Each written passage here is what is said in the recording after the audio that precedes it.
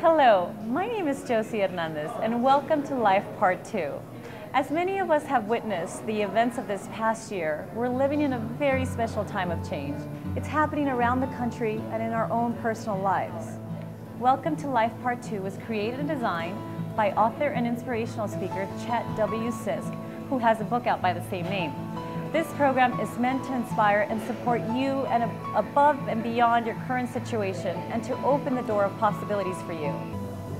Hey, Chet. Hey, Josie. Thanks for being with me on this beautiful day at Blackberry's restaurant. But this story about this particular program really starts back in the 1990s when I had an advertising agency. The agency was doing well. We made a lot of money, did all kinds of wonderful things. The dot-com bust came, and then the company itself was part of that dot-com surge. So eventually we also busted, if you will, and the company went bankrupt. I'm smiling about it now, but it wasn't so fun back then in the day. We lost everything, all of our savings and our home and the business, everything just went up. And so I had to start life all over again. So, of course, I go to my grandmother, who was just wonderful, and I asked her, I said, hey, Grandma, I mean, my life is like this now. What do you suggest? And she said, the thing that I know for sure is that if you serve somebody else, you can do more for yourself. I'm paraphrasing just a little bit, but she said the most powerful thing you can do is to serve somebody else, especially when you're in the middle of your own challenges, right?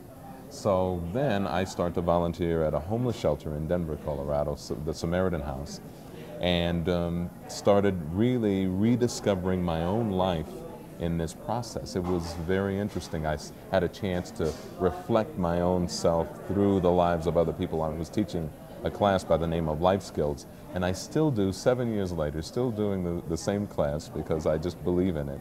Wow. But it really allowed me to see some of the things that people were processing through, some of the challenges a lot of people go through, and the things that worked and the things that did not work when they were trying to recover their dreams and get a greater idea, a bigger view of life, and just revitalize just the whole aspect of the human experience. So it was great, and so I wrote about it. I wrote the first book called, first book about it was called 7 Steps to Success I Learned from Homeless People. It's out there now.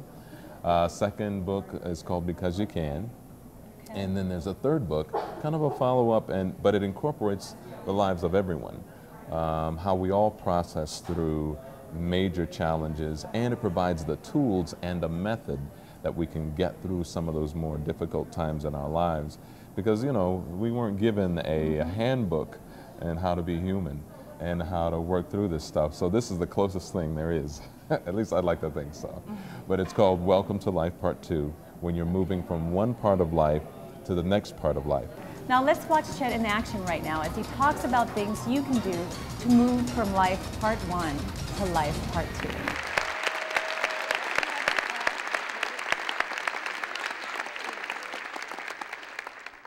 2. Vision. Vision is, I think the scripture says, without vision, the people perish.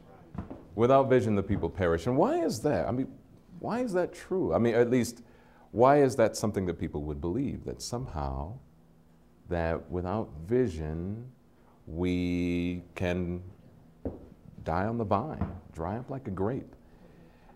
My experience of working with people in transition made that real clear to me after watching people kind of walk through this experience. What I've noticed over the years is that the people whose lives tend to become smaller, diminish, almost a constricted life, is when life no longer had anything outside of paying bills, hoping for the best, and then dying. You don't hear people say that. People won't say that directly, but when their life starts to diminish into that small space, it's only because they have no vision for that life outside of that.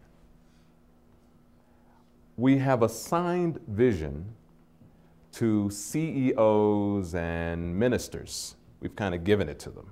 In fact, many of us have kind of given our vision to them because we figure that vision, requires a lot of work. It requires us to do things that we really may not want to do. We just want to just live our lives. But I would submit to you that without vision, it's almost impossible to live a quality life. You can live a life, but not a quality life. It becomes a diminished place. And sometimes we don't even know that it's diminished because we're like in it. We've been doing it for such a long time, we believe that this is life. But there actually is something there's something larger that we have not experienced simply because of the fact that we have not had these ongoing conversations about a bigger life. So vision truly is about a conversation. But let me share with you some of the rules of vision, especially in Life Part 2. A lot of times we tend to cycle in the same circles. I'll find somebody and I'll say, hey, life is tough, right? And they say, yeah, it is. So now them and I, us two people, we get together, we find a third party, and we say, hey, life is tough, isn't it? And we all three agree, yes, life is tough. And guess what? We have a quorum. Now we have an agreement among us about a particular reality that we've all subscribed to. And you know what? If you keep hanging out with those same people, you're going to have the same conversation over and over and over again. And then if you're sitting back and you're thinking to yourself, well, we should be thinking about different things. How can that be? It won't happen because you're all validating the belief system that you're already in. There's nobody breaking the validation. There's nobody challenging the idea that life is tough. So you're constantly being validated over and over again.